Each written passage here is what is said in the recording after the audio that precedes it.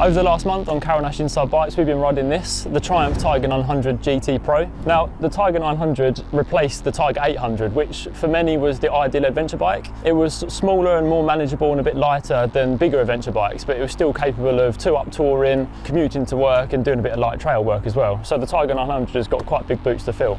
Now, there's 4 different models of the Tiger 900 in the range. There's the Tiger 900 GT, which is the standard version, the GT Pro, which is what we've been riding here, and the more off-road focused Rally and Rally Pro. So over the last month, we put about 800 miles on this bike, sort of doing some around town work, some longer commutes to work, and sort of some Sunday rides as well, just to see how this bike performed in different environments.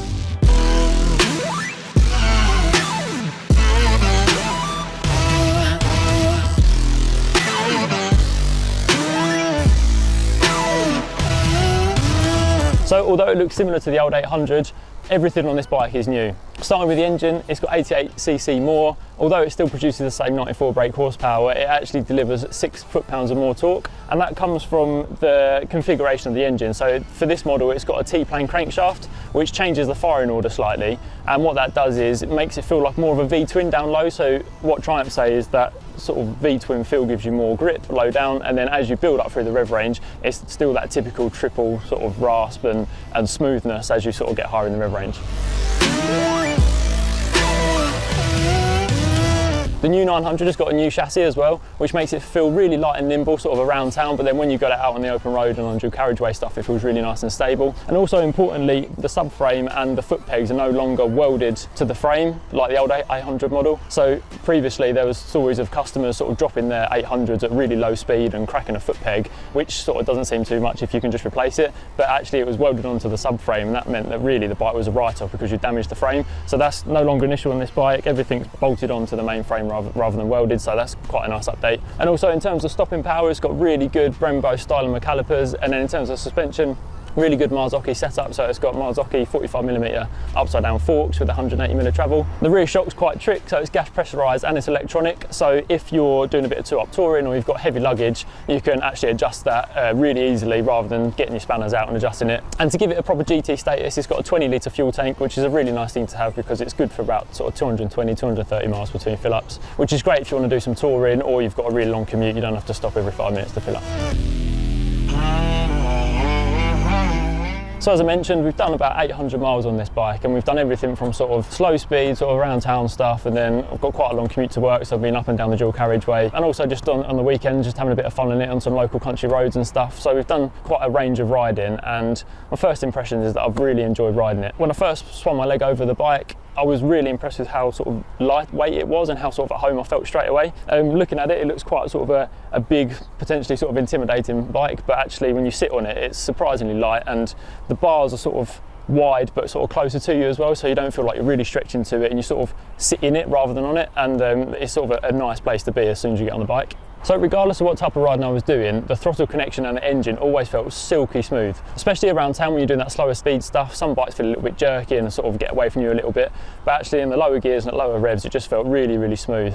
And when you came out of town, you could just stick it in cruise control, sit at 70, and it just felt like a go all day. As I mentioned, you sort of feel like you sit in it rather than on it. You've got nice wind protection, and when you're doing those longer journeys, that's something that's really important. Talking of sort of riding position and comfort and that sort of thing, I think the bike's really well designed to sort of protect you as the rider from the elements and the wind and the rain and that sort of stuff.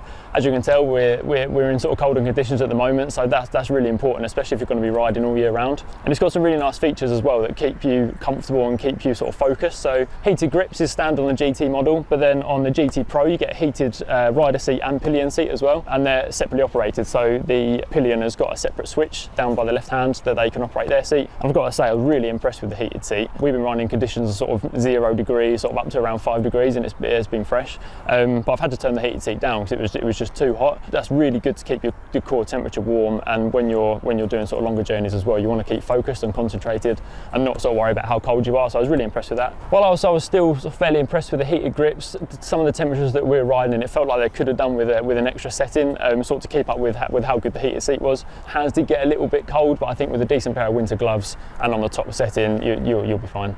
Now for a full-size sort of adventure or GT bike, this feels really accessible for lots of different riders. So I'm sort of touching 6 foot and I've got this seat on its highest setting at 830mm. But if you're a little bit shorter in the leg, you can reduce that to 810mm. The nice thing as well is that the seat is narrow, so you don't have to sort of stretch your legs around to touch the floor. You're quite accessible to touch the floor with both feet or even get flat-footed. Now if that's still a little bit too high for you, but you still want this style of bike, then Triumph actually do a GT low, which comes in at about 760mm, or you can move it up to 780mm. So again, it just makes it accessible for all different types of riders.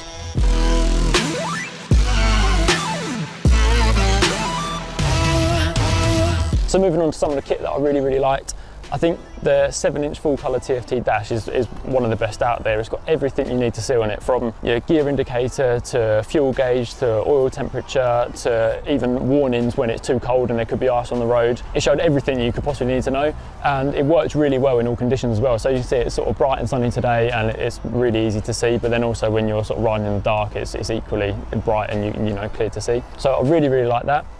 Also, I was really impressed with the switchgear.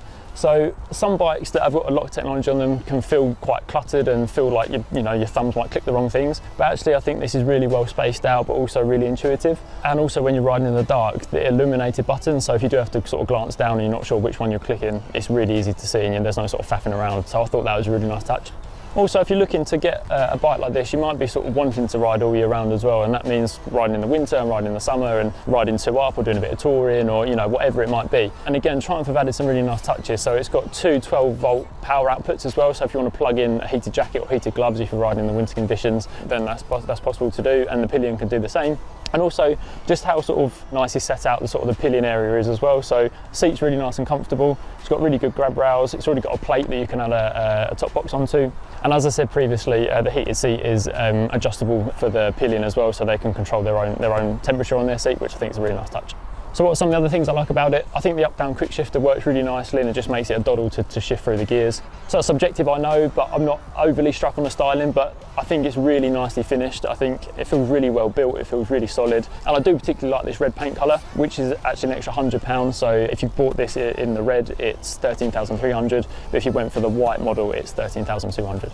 So a few other bits and pieces I like. This might sound really trivial and a bit boring, but the mirrors work fantastically well. You can see a lot in them, and I think that's really important when you're riding, especially when you're doing longer journeys and you might be sort of fatigued a little bit. Just being able to see everything is really nice in the mirrors. And the lights in the dark work really well, and the main beam. Just those little things just make riding, especially if you're riding all year round, just make it easy. It's not something you have to sort of worry about or think about. It works, and I think that's important.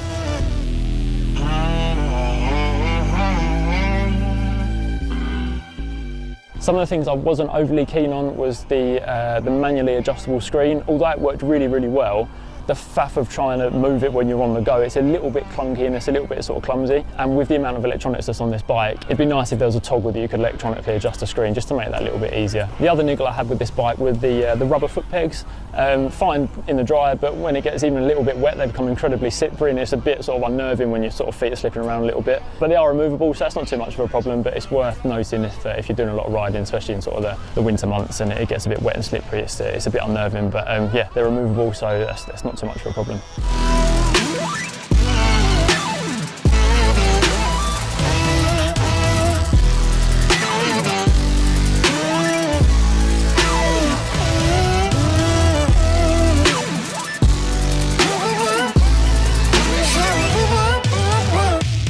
So overall, the Triumph Tiger 900 GT Pro has been an absolute pleasure to ride. It does everything really well. As I mentioned, from sort of around town to long dual carriageway work, it just feels like a really nice, solid, capable bike to ride. Especially when you're on the longer journeys, it just feels like you're in a big comfy armchair and you could just go all day, and I think that's really nice.